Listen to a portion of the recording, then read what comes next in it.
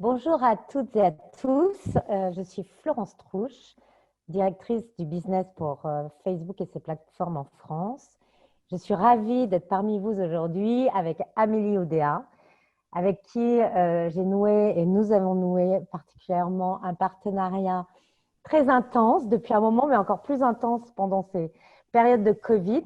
C'est-à-dire que je suis très fière de ce qu'on a pu développer, puisqu'on a créé avec Carrefour et grâce à son impulsion des nouveaux produits pour être en contact avec les clients de Carrefour. Alors c'est vrai qu'on a vu sur nos plateformes une grande activité de la distribution qui s'est transformée de façon très rapide dans cette période de crise, mais je dois dire que Carrefour a été réellement le fer de lance de cette innovation et a réalisé en quelques semaines des projets sur lesquels on était parti plutôt sur des plannings de 2 ans. Donc, Amélie, je te laisse t'introduire. Merci beaucoup, Florence. Merci pour ces propos super bienveillants comme ça en introduction. C'est un accueil qui fait évidemment très plaisir. Moi, je suis ravie d'être avec vous tous aujourd'hui pour en effet évoquer cette accélération digitale à l'occasion du Covid qu'on a su, je crois, mettre en place, l'appui que nous a apporté Facebook dans cette période pour réussir cette accélération pour nos clients. Moi, j'ai en charge ce périmètre e-commerce, data et transformation digitale depuis près de 2 ans maintenant chez Carrefour. Ce sont évidemment d'énormes chantiers de transformation, mais avec de très belles équipes. Je crois qu'on arrive à faire des progrès intéressants tous ces mois-ci. Alors, première question, Amélie, ça veut dire quoi pour Carrefour, cette réaction face à la pandémie? Qu'est-ce qui s'est passé chez vous? En fait, nous, on a eu vraiment un double agenda. Il y a eu un agenda magasin et il y a eu un agenda e-commerce. Et j'y reviendrai, il y a eu un troisième élément plutôt transversal, celui-là, c'est la relation client, la communication client. Donc, côté magasin, il y a eu grosso modo un triple choc à adresser. D'abord, la mise en place des mesures sanitaires, faire en sorte que la manière dont on accueille les clients dans nos magasins soit sûre et qu'elle soit rassurante. Le deuxième élément, je dirais que c'était lié au premier, mais la manière dont on a organisé les files d'attente et la pression du nombre de clients au mètre carré qui supposait de faire attendre un certain nombre de personnes dehors, parfois dans des conditions climatiques qui n'étaient pas complètement parfaites. Et donc la nécessité de réinventer un peu d'expérience client hors magasin, j'ai envie de dire. Et puis le troisième pilier qui a été extraordinairement pressurisant, c'était la partie appro, la partie approvisionnement, pour être sûr que face aux achats de précaution des Français, on puisse éviter toute rupture des approvisionnements et qu'on sache emmener vraiment suffisamment de marchandises en qualité et en quantité dans nos magasins.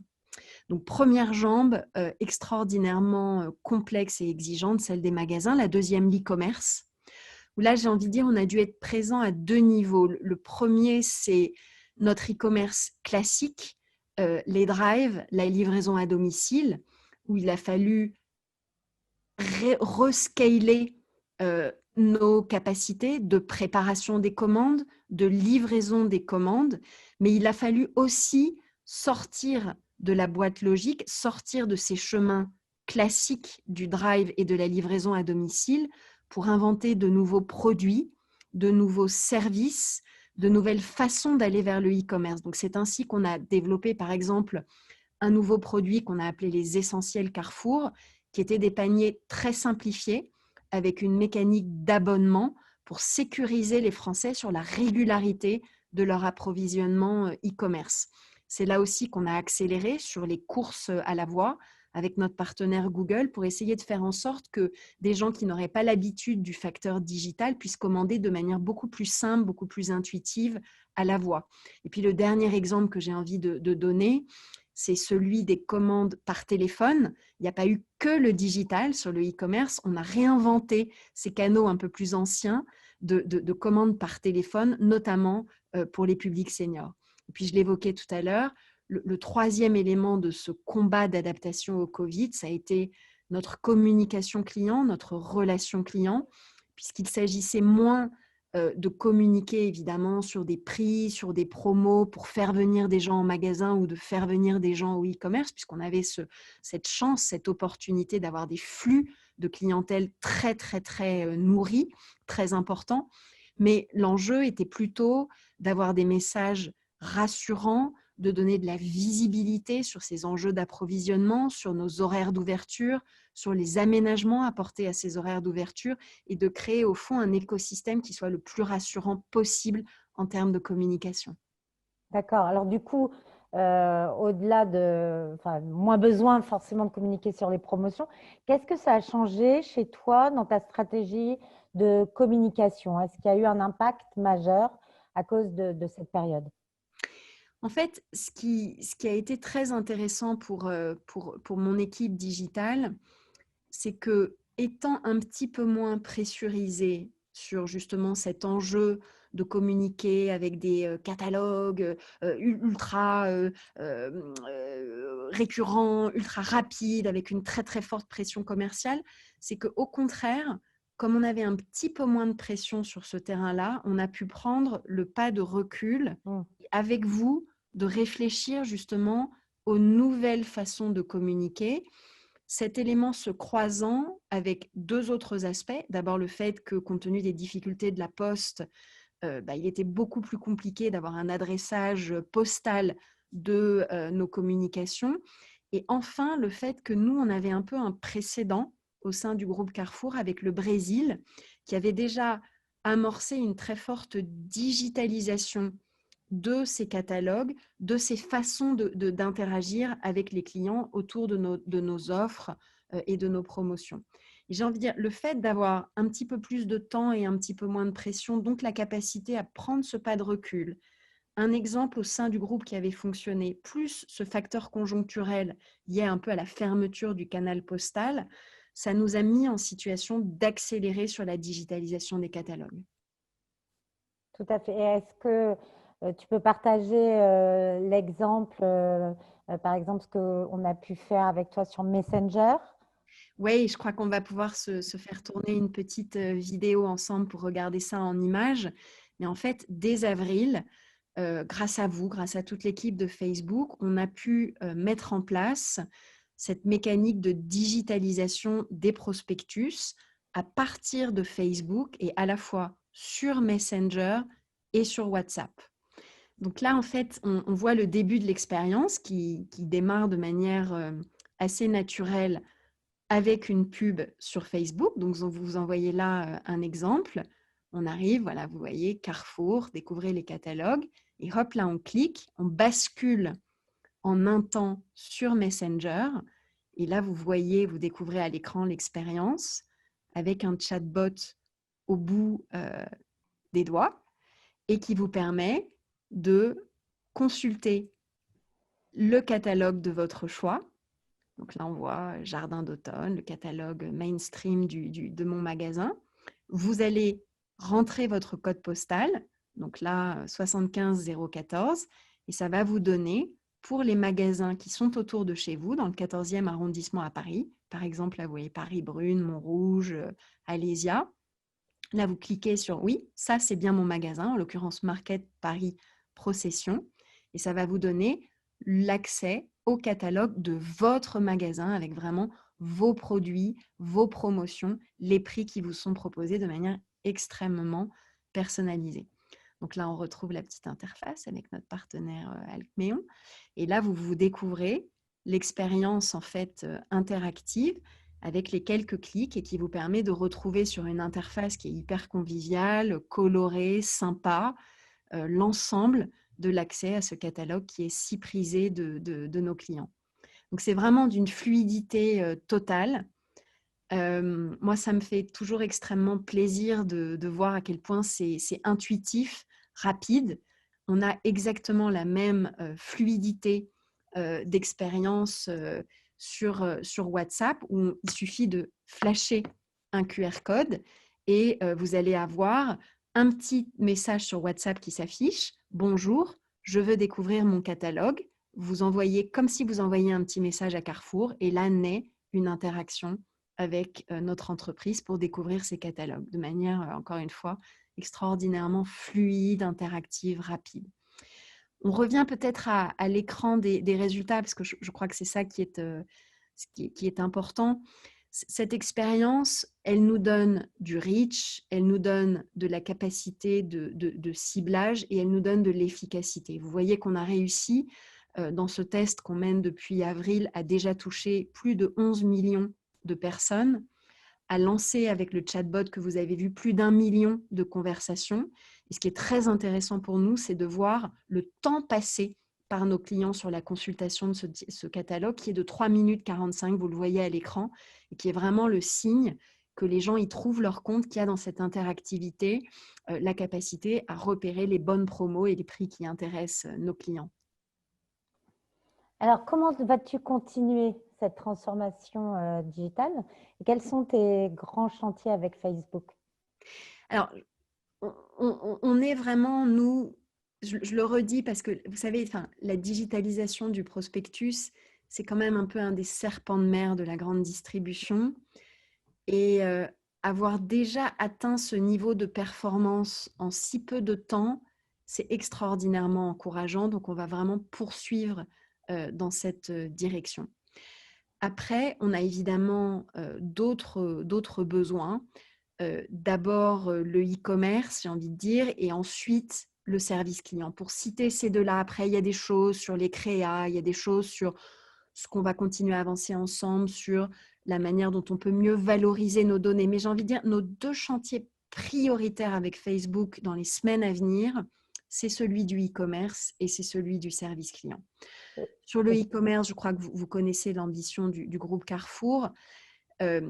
Moi, ce que j'ai envie de citer, c'est ce qu'on a lancé ensemble avec Facebook Attribution et cette volonté qu'on a de ne pas utiliser seulement Facebook comme un générateur de trafic un peu sans pareil en termes de reach, en termes de ciblage, mais vraiment de travailler sur la précision de la mesure. Et là, ce qui est intéressant avec Facebook Attribution, c'est que ça va nous permettre de sortir d'une logique un peu exclusive du post-click pour aller sur une mesure des chemins un petit peu plus sophistiqués et arriver vraiment à comprendre ce qui se passe de manière, j'ai envie de dire, vraiment de bout en bout. Et on aura la volonté à aller, y compris sur les effets de bord de ce qui se passe en magasin. On y reviendra peut-être.